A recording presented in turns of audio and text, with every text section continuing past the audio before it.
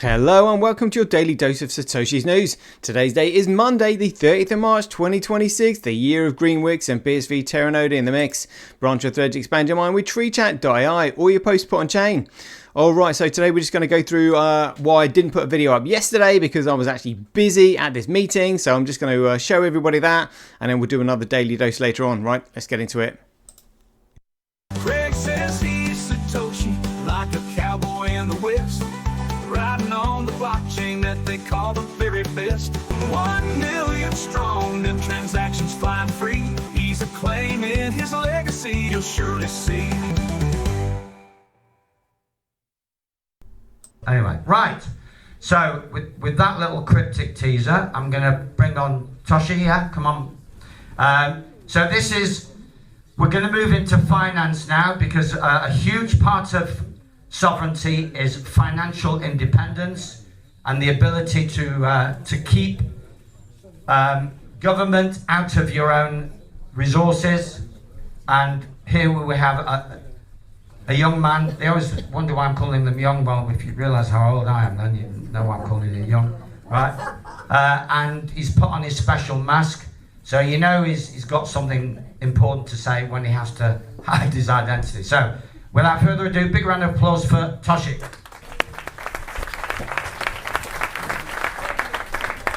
Excellent, just testing, 1, 2, 3. Oh, right. So first of all, thanks very much for having me speak today. I really appreciate this. I wish I didn't have to do this. The only reason I'm up here, and you can see that I'm wearing a mask, is because, to be honest with you, I am absolutely shitting it. I'm shitting it. Last night, I was watching, you know, what these invaders had done to these young girls in Sweden. And honestly, it brought tears to my eyes. They're not just doing it in Sweden, they're doing it here, and this is what they've got planned for the rest of Europe. So before we start, let's make sure we're all on the same page. Put your hand up if you think the government is out to kill us. All right, that seems to be an overwhelming majority there. Fantastic. Right, so the reason I am up here is because my background is finance. And when COVID first came along, the first thing that I was concerned about was the fact that they seemed to have bypassed the Nuremberg Code. And I was like, hold on a minute. Vaccines and pharmaceutical products take over a decade to actually bring to market. How can you suddenly say, oh yeah, this is safe and effective? Where's the record? Where's the data? And also, one of the things I knew what these people did, and by the way, who thinks that we are dealing with evil bastards? Yeah? Oh, some people think they're nice and friendly, and vaccines are safe and effective. Yeah, afraid not. So what I first did when I saw like the Nuremberg Code being violated is that I looked at the M1 money stock. Now the M1 money stock is the circulating supply of M1 money. And M1 money is the circulating supply of the world reserve currency. And it's this currency that backs the value of all the other currencies in circulation. Now this supply should never move because if it moves, it represents inflation. And inflation is what leads on to economic hardship and devastation because it means that the value of the currency is going down and therefore in comparison to the value of goods and services that goes up. So if you're a small business, unless you can somehow increase your prices in line with inflation or somehow reduce your overheads, you're constantly fighting an uphill battle to stay profitable and in business. And this means that it's just simply a matter of time before absolutely every single business goes bust. And the only business that won't go bust is the business that can print currency for itself, which is the bank. So the bank is literally going to own absolutely everything. So literally, if you look at the M1 money stock from 1960, it's a relatively flat line, Then all of a sudden we've got 2001.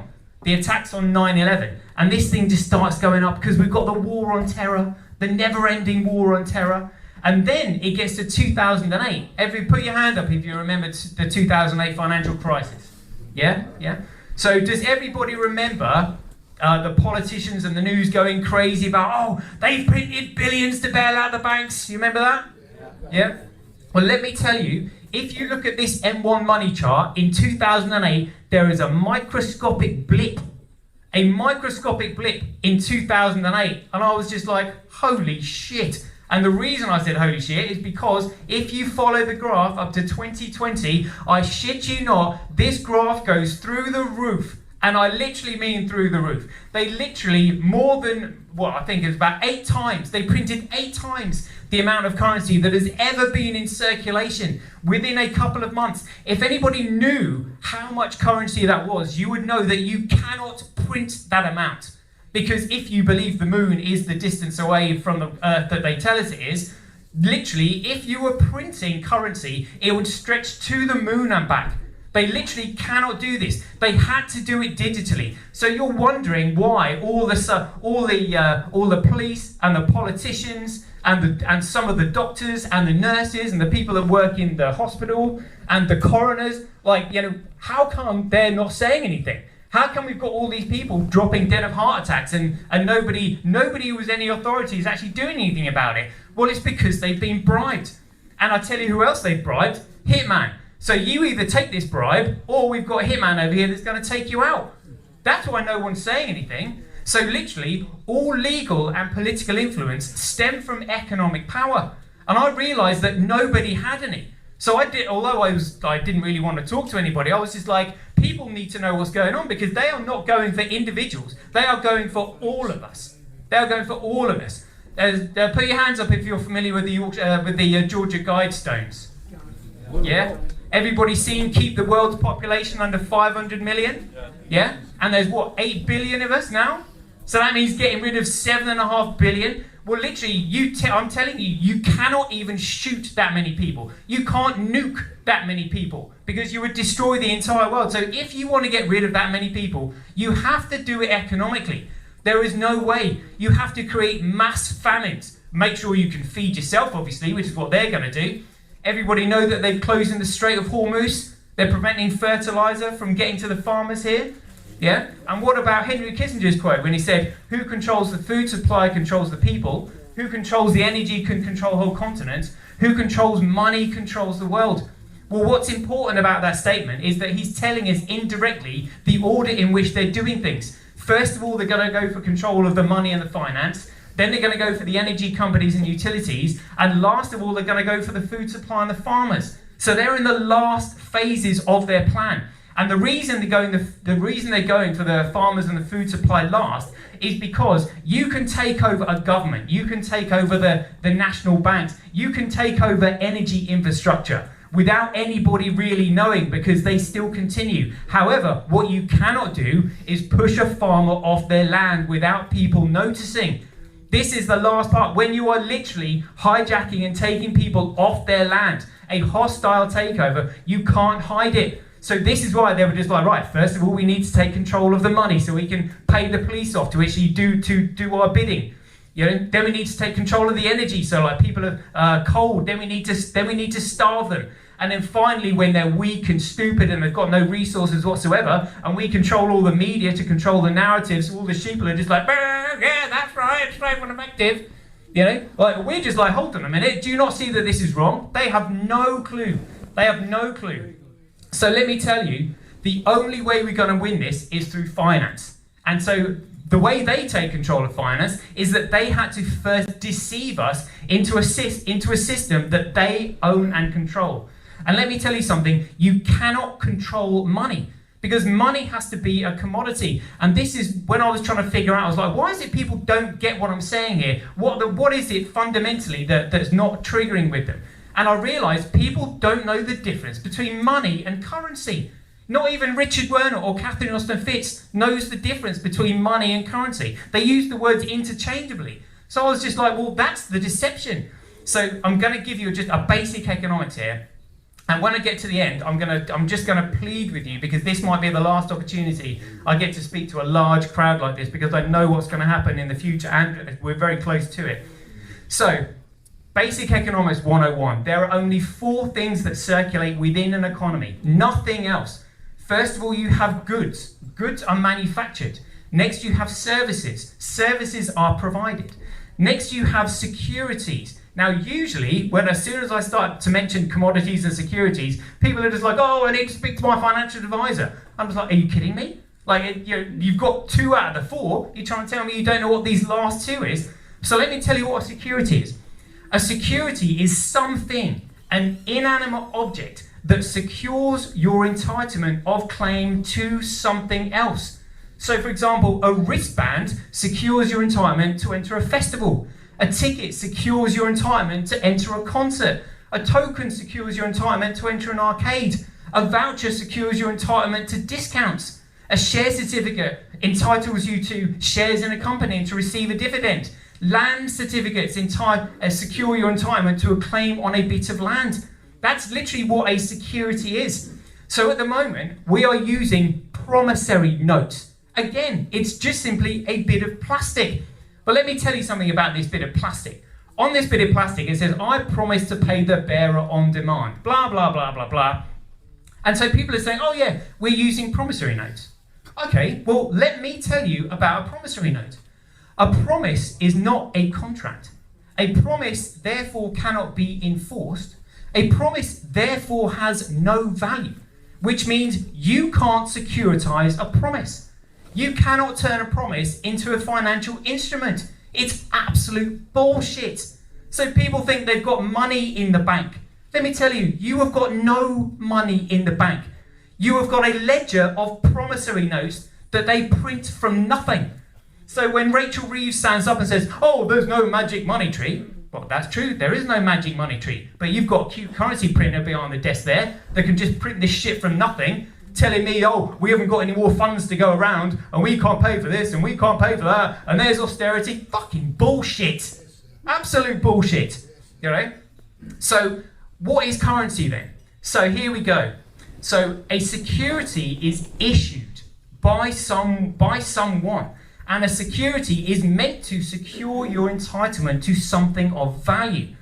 So if we are using gold certificates, for example, and those certificates actually represent a claim on gold, and you therefore start using that certificate as a medium of exchange, well then that security becomes a circulating security, because it circulates within an economy. Now a current flows and circulates, so a circulating security is just simply referred to as currency. That's what it is. The current flows and circulates. So next, the last one, we have commodities.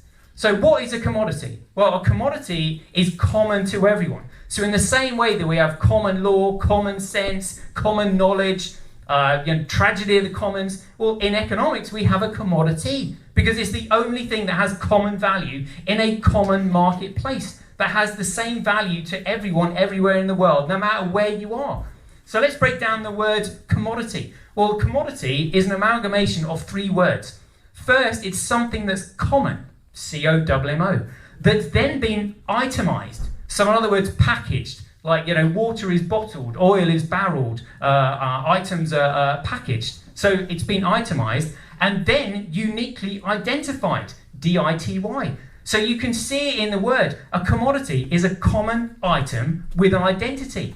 And that identity is placed on you so that then you can use that item as a common value in a common marketplace to exchange for other people's goods and services. Hence it's called a commodity. Now, put your hand up if you've got a corn exchange near where you live. Or you've heard of a corn exchange. Yeah? Right, well, the reason we have corn exchanges is because everything in the economy has to be measured in value against something else. And back in the day, the base economic product was corn. Because corn was a staple piece of everybody's diet. Everybody needed corn to make flour, to make bread and all this kind of stuff. So everything in the economy was measured against corn. So that's why we have a corn exchange, because it was the base. So what these evil fucking bastards, and I'd say that with absolute passion in my heart, because that's what they actually truly are when you realise how they operate. They realised from the very inception of their satanic religion that if they wanted to have a world of their own, because they believed that they were God's chosen people, and sorry for sounding a little bit antiseptic, but I'm just saying, right? They realised that if they were going to have a world of their own, which is what their religion is all about, they were just like, right, well, we need to control money. So in order to have a world money, they had to create international trade. But you can't have international trade if you don't have people from other parts of the world in other people's countries.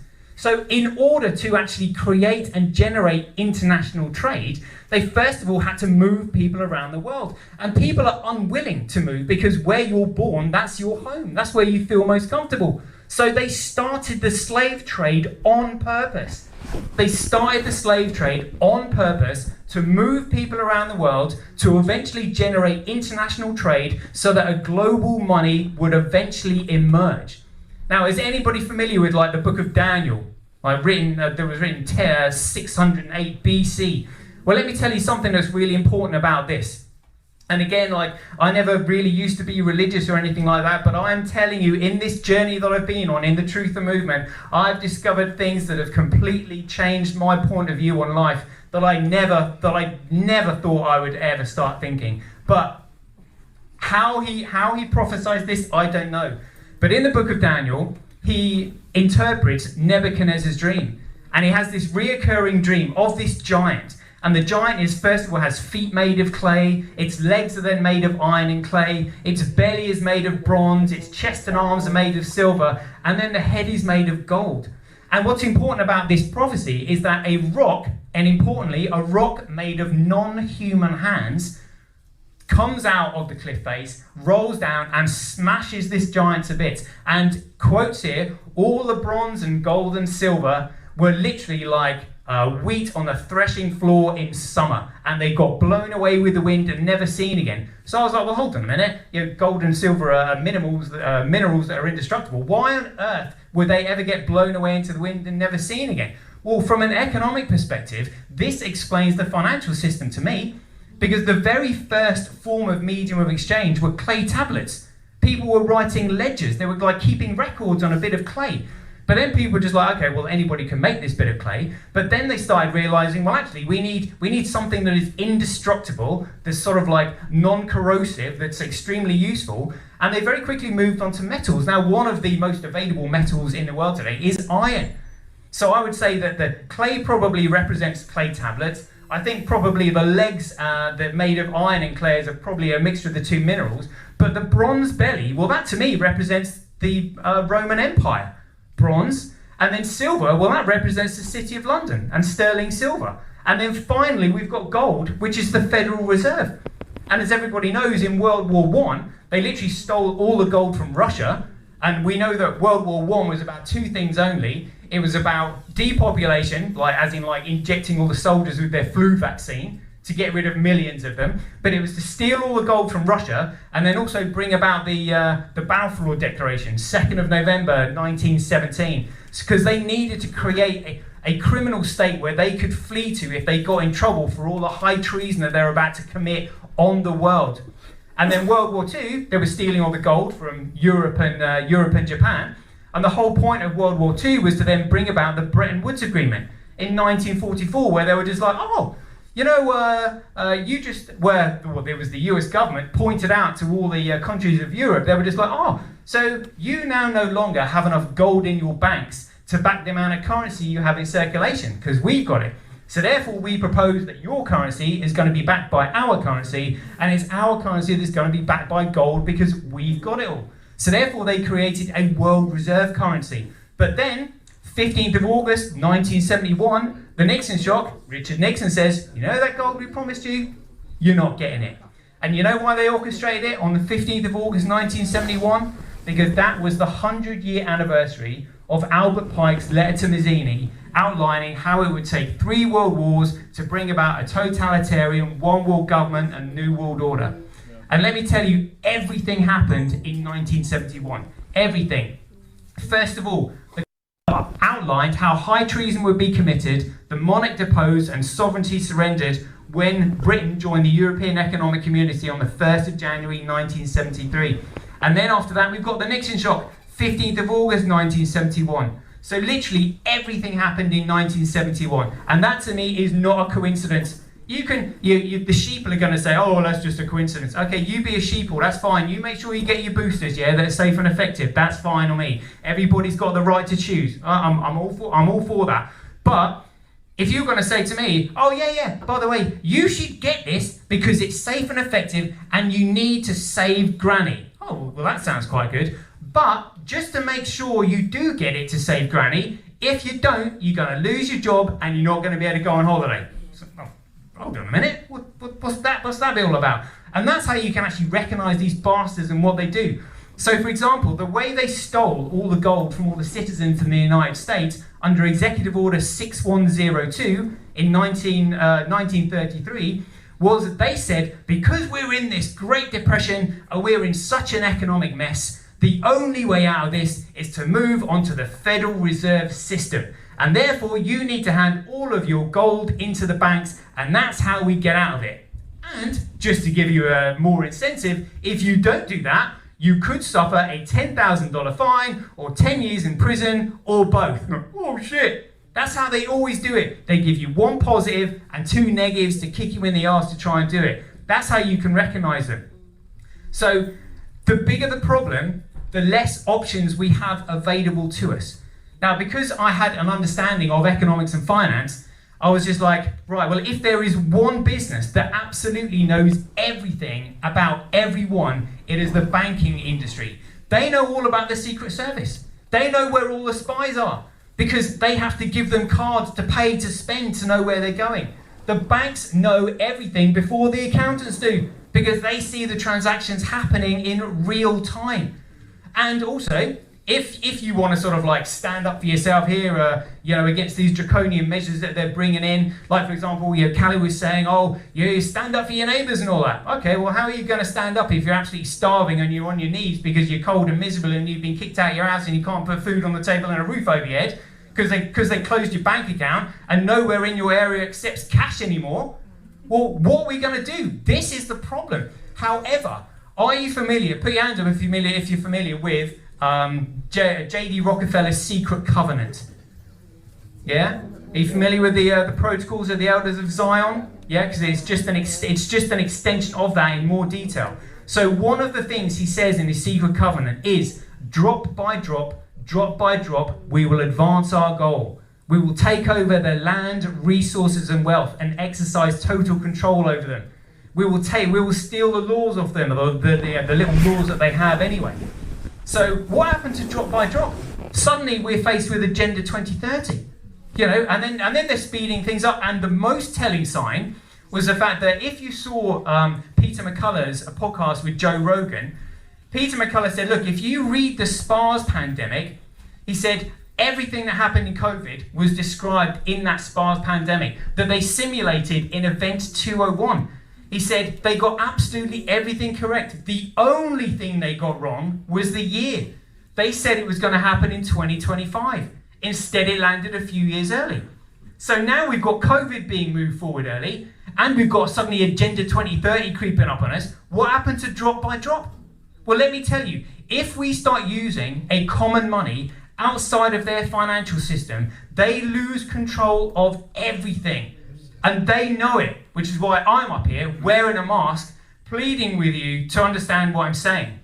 So just to give you an indication of how much research I have done on this, let's just talk about this COVID jab to start with. Well, what this thing does is obviously it gets your body producing spike protein. That spike protein has got spikes on it which cause microscopic abrasions within your body. And when it causes microscopic abrasions on your pericardium and myocardium, well, scar tissue builds up. And then that scar tissue disrupts the electrical impulses of the heart, which lead on to cardiac arrhythmia, cardiac arrest, heart attack and death.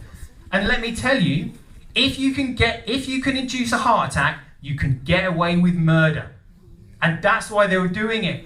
And so if you wonder why all these experiments that they did in World War II, in Japan's Unit 703, and that Goebbels was doing, I personally suspect that the reason why the experiments were so horrendous is because they were trying to induce a heart attack. That's what they've been investigating, ready for where we are now. So obviously, I never really used to be a doctor or a chemist or anything like that, but this is I had to explain this to let people know what they're doing. And then let's go on to about the law. Well, our entire constitution is based on 3 principles. Literally, if there is no victim, there's no crime. If there is no claimant, there is no claim. If there is no contract, there is no obligation. That is it. Literally everything in our law stems upon those three principles. And let me tell you about legislation, acts and statutes, because a lot of people don't know about them either. So the reason the government and parliament tell us about legislation, acts and statutes is because we have to know what to expect from them. Legislation, acts and statutes do not apply to us in any way, shape or form. The only law that applies to us is act in honour, do no harm, cause no injury or loss. So the first thing you should be saying to anything, if anyone accuses you of somebody, have I caused any harm, injury or loss? No. Is there a victim? No. Is there a claimant? Doesn't appear to be. Is there a contract? Well, no, there isn't. Well, then I don't know you fuck all. Do one. Yeah? But how are you going to make them do one when they've been paid to do that to you? That's the issue, right? So what we need is to start using our money outside of their central banking system. So let me tell you what money is. Going back to a commodity being a common item with an identity, what happens is when people are using commodities as a medium of exchange within an economy, they then become an economic tool that are economically competitive to one another. So these commodities, when they're being used as a medium of exchange, will over time outcompete one another until the economy settles on just one that fulfills the trade in the best way. So what happens is, when a commodity eventually monopolizes a market due to its ability to be used as a medium of exchange, it becomes a monopoly commodity and recognized as money. That's what money is, a monopoly commodity. So money takes time to emerge. Currency, as in securities, are simply issued, printed or made, whatever they were, but money takes time to emerge. It is a mon being the singular, y being the commodity. So if you want to know what the most valuable money is going to be, all you have to do is commoditize the most useful resource. And in today's day and age, the most useful resource is digital data. Everything is digital. WhatsApp, social media, pictures, images, videos, conferencing, absolutely everything is digital. So if you can somehow commoditize data and make data valuable, you can send that data as fast and as efficient as light. And there is no other medium on this earth that we can harness at the moment that is more efficient than light. So if you can commoditize data, that data will probably become the most valuable money on earth. So this next bit does get a little bit complicated, but if I can't explain this, or at least have a go at explaining it, they're gonna fucking kill us. So even if I make a fool out of myself, I don't care. I've got nothing to lose here. So if you've got your thinking caps on, please focus on what I'm saying here. Because if you can see it in your mind, you can hold it in your hand. And I did actually have like a presentation here because a picture paints 1,000 words, but obviously I couldn't use it, so I'm just going to have to try and explain it here. So there are only 5 elements that you need to commoditize a digital network. This is it. So first of all, in order for something to be common, it cannot have any central point of authority or control, which just simply means there has to be multiple operations sustaining this digital network. Now, in order to make sure that you have multiple operations sustaining the network, they have to be economically competitive to one another. Without competition, you simply get collusion and centralization. So the foundation of this network has to be distributed and economically competitive. That is it. There is no middle ground there. That's it. So that's the foundation of the network. Then, extending from that network, if you can link data together via hash numbers, which are then used to create a reference number or a hash number to the following bit of data, which effectively creates an infinite mathematical sum, meaning you cannot change any of the hash numbers on that network without changing the entire network. That means that data can't be deleted unless you take out the entire foundation. So if that foundation is distributed worldwide and all the operators are economically competitive, you're going to have a hard job taking that network down, especially if you don't have worldwide jurisdiction. And what is a one world government going to give them? Worldwide jurisdiction. Now this lot realized, they were just like, right, so if you can commoditize data and this network is made from a distributed economically competitive foundation, we would somehow have to take out all of these operations simultaneously at the same time all around the world, and we don't know where they are and we haven't got worldwide jurisdiction yet.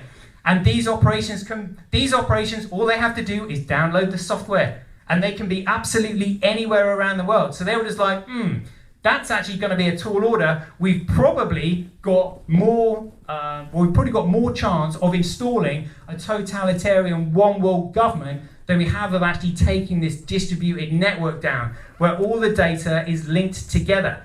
So that's why they started speeding things up. They were just like, bro, if people start using this network that is distributed and economically competitive and the data can't be deleted on it, if they start uploading news information on there and start spreading misinformation or the truth about what the vaccine really does, or they start voting on this network, well, we could be in serious trouble because we can't hide the truth, especially if when the data gets uploaded, it gets uploaded onto a timestamp server that can't be deleted. So the truth comes first.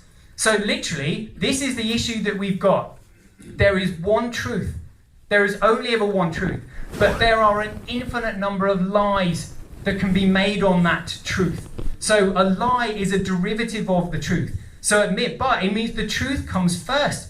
So if we can upload this truth onto a distributed timestamp server with no central point of failure, well, suddenly we're not going to be able to take that data down.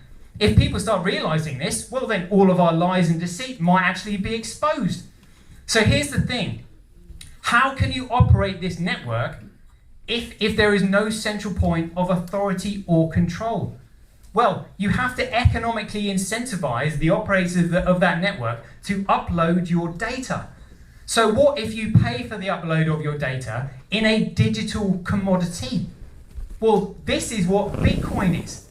But they were just like, well, hold on a minute. Bitcoin stems from a worldwide distributed economically competitive server base that we can't take it down. What are we going to do about this? Well, the only thing they can do is create their own centrally controlled protocol and try and steal the market ticker symbol that represents Bitcoin. And this is what they did in 2017, because they realized that if you want to destroy a digital asset, well, a digital transaction only carries economic value if it has a digital signature on it, because it's a digital signature that proves the transaction. In the same way that a contract isn't valid if your signature is not on it. If you make a transaction to somebody and your digital signature is not on it, you can't prove that you made it and you can't prove that they received it. And this is what they did in 2017. But guess what? They told everybody it was for your benefit. This is what's best for the network. If we remove the signatures, we can keep the block size small and therefore we can keep the network more decentralized. However, what they couldn't hide was the fact that when they made a fundamental change to the protocol by removing the signatures, that the legacy wallet addresses changed. And when Satoshi Nakamoto first designed Bitcoin, he created all genuine Bitcoin legacy addresses to start with the number one. Because number one is the first, number one is the original, number one is the first off the production line. So they were just like, oh, we can't back to that anymore. So all I did was point out what I could already see on the blockchain. I was like, hold on a minute, the legacy addresses have changed. And if the legacy addresses have changed, that means you've made a fundamental change to the code, which means you're no longer transferring Bitcoin. And guess what happened to my channels within 2 days of pointing this out? That's right, I got wiped. Absolutely everything. And this is why I'm up here wearing a mask, talking to you like literally directly, because if I become a broadcaster with this information, they will take me down and they'll probably fucking shoot me. That's what they're going to do, because they know how powerful the information is that I've got that I'm telling you, which is why I'm wearing a mask and I don't want them to identify me. But this is why I'm desperately trying to explain this to you. So let me tell you about this network So the reason they were able to do this in 2017 is because in order for a digital network to be a commoditized digital network, it has to go through a period of commoditization. And commoditization is neutral organic growth. So in the same way that initially with a tree you have a seed, and then the seed starts to extend roots out from it to give the tree a foundation, and then you have the trunk supporting the structure of the tree going up. The Bitcoin network had to do the same, but it cannot do that with any central point of influence because otherwise it wouldn't be neutral and organic. So this is why the creator had to use a pseudonym, which was Satoshi Nakamoto, and then disappear from the network to let it undergo this period of neutral organic growth. Now, because he knew that we were up against evil, satanic, central banking bastards, he was just like, well, while I'm away, chances are they're going to invert, subvert, and pervert my creation. What can I do to eventually put right what they're probably going to do wrong? Well, he created an insurance policy. So on the 9th of June 2011, he put away 1.1 million Bitcoin, which in today's money represents about $600 billion. Yeah. And so, let me tell you that the 24-hour trade volume of most market-traded items is 5%. And it's the 24-hour trade volume that sets the price, which then works out the market capitalization. So if you want to destroy a market, you don't need the entire market to destroy it. All you need is 5%. And 1.1 million Bitcoins is 5% of 21 million. So I recognized this and I was just like, whoa, that looks like an insurance policy to me. Like what's going to happen? So I looked at the contract of this 1.1 million Bitcoin and I realized that they were scheduled to be returned to him on the 1st of January 2020. Now what happened in 2020, particularly March? Yeah? First COVID lockdown. Well, let me tell you, did that lockdown not lock the economy down to stop you from spending? Yeah, that was the whole point. When they realized that these Bitcoins were about to be returned to Satoshi Nakamoto, they literally shit themselves, which is why they moved it forward 5 years. Literally everything is about them controlling the financial system, nothing else, because everything rests on this. So if I can explain to you how this token actually has value and you recognize it, you might put one in your possession because the value of it is absolutely astronomical. So let me tell you what this thing does. If you can have a digital network that produces a token, a non-fungible token that is unique in identity and cannot be deleted, and if you use that token to pay for uploads onto the network where your data can't be cracked, hacked, altered, changed or deleted, well, that's an extremely valuable service because that means you can use it for voting. That means you can use it for tracking supply chains. That means you can insist that your government places all their government records on the network where they can't be deleted and they can be scrutinized by the public. They were just like, well, that actually gives it value. Well, what if this thing is fixed in supply and a lot of people want to start using it for that very reason, to have sovereignty over their own data? Well, hold on a minute, the value of that could be absolutely astronomical. So let me tell you how you work out the value of this token. So in the same way that a kilogram is a unit measurement of weight, if I were to say to you, oh, I've got a kilogram, well, you'd be like, well, that doesn't make sense because a kilogram is a unit measurement of weight. What do you have a kilogram of? A kilogram of oranges, a kilogram of bananas, a kilogram of apples, like what? And it's the same with a litre. A litre is a unit measurement of volume without, a unit measurement of volume. So if I just said I've got a litre, you'd be like, well, what do you have a litre of? Water, milk, oil, what? Now it's the same with fiat currency. Fiat currency is a unit measurement of value because it's a security that is meant to secure your entitlement to something of value. So when I say to you, I've got £10, $10, 10 euros, well, your question should be, you have £10, $10 or 10 euros worth of what? What worth does it have? What common value does that have? So fiat currency is a unit measurement of value without any value backing it, which means when a true money comes along, that money will take on the market capitalization of every single financial market that is currently measured in fiat currency. So you have to find out what the total value of that is.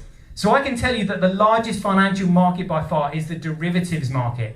And a derivative is just simply a contract that is derived from a pre-existing financial product, and that contract executes depending on how well that financial product performs. What I'm saying is, in the future, every single derivative will be a pre-loaded smart contract. So what I'm saying is, this coin will take on the value of the derivatives market, and the liquidity has to be there. In the same way that if you're selling a house in the future, you won't be selling a £300,000 property for £300,000 worth of promissory notes of something of no substance. You'll be selling a £300,000 property for £300,000 worth of Bitcoin. That's the whole point. So it's a fair value exchange. So what's the derivatives market? Well, the derivatives market is estimated to be between $1 and $1.2 quadrillion. So if you just take the derivatives market, $1 quadrillion, and divide it by the supply of 21 million, you come up with a figure of around $40 million per coin. But that is provided the 21 million is distributed evenly. I can tell you it's not. And only 5% of the market is actually available for sale, because that sets the 24-hour trade volume. And the 24-hour trade volume is divided by 50%, half into buyers and half into sellers. So that 47 million, you can multiply by a factor of 20, which takes you up to $1 billion. Then double it, because the 24-hour trade volume is half and half. That's $2 billion per coin. Now, what would you do with $2 billion? I'll tell you what I'd do. I'd start political campaigns. I'd probably start a new financial sector so young people can insure their cars. I'd start a new education system. I'd certainly fuck the police force off. I'd tell you that there is loads of things I would do. So let me tell you, there is no point in me giving this knowledge to people that are completely asleep, like my own family, unfortunately. They have no idea, because all they're going to do is spend this money on cars and holidays and nice houses. That's not going to help me. These people are going to fucking kill all of us. And just because you're a billionaire or a trillionaire doesn't stop this lot from kicking down your front door, jabbing you and taking you off to jail, and then taking your family off you. We have to use this economic power to stop these evil fucking bastards. And they know that this is the only way to do it. Now, data can only be commoditized one way, in the way that I've just explained, with a distributed economically competitive foundation, a chain of digital signatures, unbounded scale so the limitations and restrictions can't be manufactured and the network not be manipulated, a fixed token supply, and those things have to be locked forever. So literally they were just like, right, we can't stop this thing, how can we try and distract people away from it? Well, let's create a $2.3 trillion shitcoin market. And that's what crypto is. Crypto is a shitcoin market to distract you away from the one protocol that threatens the economic power and dominance of the central banks. And when I say Bitcoin, you're probably thinking about the one that's $60,000. Let me tell you, that one that's $60,000 per coin is worth fuck all. There is no signatures on that transaction. And they know it. And the legacy addresses don't start with the number 1 either. So literally what they've created is the largest Ponzi scheme in history. Now, has everyone heard of Bernie Madoff? The $60 million Ponzi scheme? You know the effects that had? That was 60 billion. A trillion is 1,000 billion. 1,000 billion, that's how big this thing is. But when Bitcoin first started, it had a market cap of precisely 0. Whereas now, this crypto market has $2.3 trillion. And that value has nowhere to go but into the original protocol and genuine Bitcoin once utility comes on the market. So let me tell you where I came into this. When I realized that Satoshi Nakamoto was going to flip the market in 2020 by using the 1.1 million Bitcoin, I was the one that said to him, hold on 1 second. If you do this single-handedly, if you destroy and flip a $1 trillion market and you want to know what's going to happen, all you need to do is look back at history, because history is going to repeat itself. So I said, look at what the church has become since they crucified Jesus. It's now a cesspit of crime and corruption and paedophilia. And look at what happened to Gandhi when he drove out the colonial British. He thought he was doing the best for his mother country of India, but India descended into civil war between the Hindus and the Muslims, and he ended up being murdered by one of his own countrymen who blamed him for all the turmoil that had been created. So I said, let me tell you what's going to happen if you do this single-handedly. Those criminals that have got billions of dollars tied up in the network from the likes of Silk Road, they're mafia. They don't give a shit if you're Satoshi Nakamoto or not. If you've cost them $1 billion, you are going to pay for it with your life. And when you're out of the way, the banking cabal are then going to step in and say, look at this, the entire market flipped and what one man did or said is completely centralized, you can't trust it. Let's get back to good old fiat currency because you've all learned your lessons and you shouldn't be using anything else other than our money.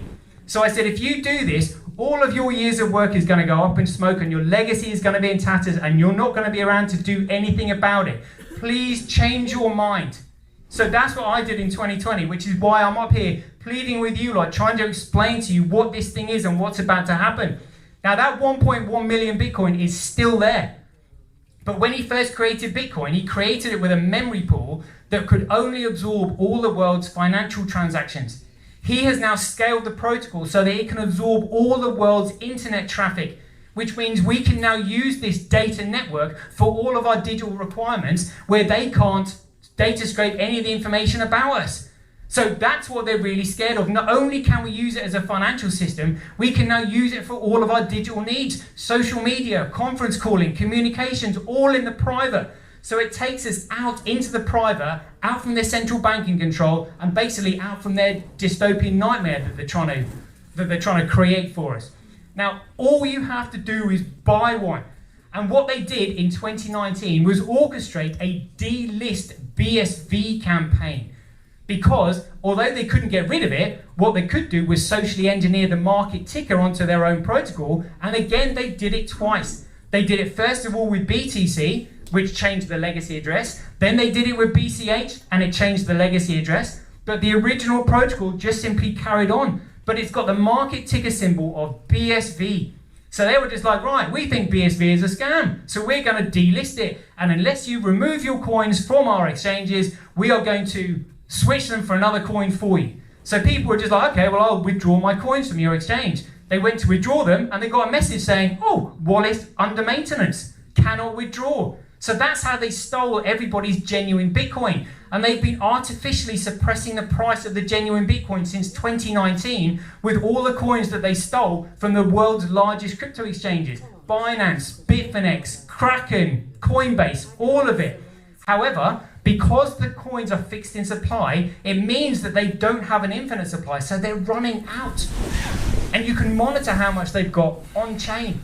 So let me tell you what's coming this year. Not only is Terranode coming, which will enable the network to absorb all the world's internet traffic, there is also a film coming out called Killing Satoshi, which is going to reveal who the genuine Satoshi Nakamoto is, and I suspect he's going to use that as a cover because the fingers will not be pointed out at him. And the movie is coming out this year. So as Callie was saying, I'm feeling it this year. I'm telling you, this is the year, and all you've got to do is hold one of these things that currently have a market price of $13, 10 quid, because they can't buy it, because if they buy it, that would be a market indicator, and they can't use it because there's a digital signature attached to every transaction, which means eventually will expose their entire network. So the only thing they could do was steal people's coins and use the supply to artificially suppress the price, which is a gift to us. Imagine all of us had one of these coins that literally went to $1 million, $2 million, $3 million, $1 billion. That's when the cops come knocking at your door with 20 people, that's when you field an army of 40. It's like, oh yeah? So what are you here for? Did I invite you? Because Ashby versus White says no man may trespass without a license. Entig versus Carrington. No man will be bound without consent. Do you have a contract? Is there a victim? Who's the claimant? Oh, you don't have one? So you're breaching the peace, turning up at my doorstep dressed as a policeman. Where's your warrant? Who signed that? Well, there's 40 people here against you 20 that want to know. Because if you don't, I'll tell you what, we've got a prison down the road where you're going to go right now unless you give me an answer. Because there is more of us than them. It's just that they are in lockstep. That's all it is. But let me tell you, so people are looking for ways for people to come together. Let me tell you, people will unite due to economic incentive. You can either be in their economy, which is economically toxic, with a fiat currency that goes down and down and down and down in value, or you can come across to a digital asset where the value only ever goes up and up and up and up. meaning small businesses can survive and thrive, and prices go down, which means the economy starts to expand. And that's what we really want to be in, rather than being in a shrinking economy where people go bust and they end up on a welfare state, like somebody who was connected to Israel wanted to know. Anybody seen the quote in Think Spa in 1990? Where he said, "We will turn America into the biggest welfare state that we will own and control, chop it up piece by piece and sell it off." That's what's coming to every country in the world, unless you wake up to the fact that their fiat currency is worth fuck all and that money has to be a commodity and you can commoditize data. Now, obviously, I would love to be in contact with all of you who want to know this, but I can't be. So what I've created is a Telegram group with a QR code that you can all scan, where I can put all this information in. And the last thing I can do is just say thank you very much for listening to me, and just please try and take on board what I've said. Thanks very much. Cheers.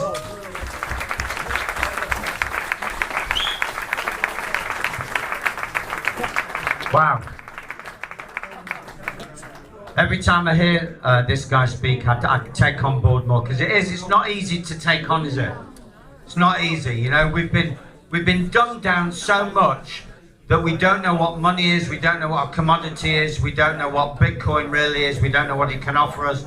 You know, we all go into cognitive dissonance, but God bless this guy for giving us at least a shot at truth. Yeah?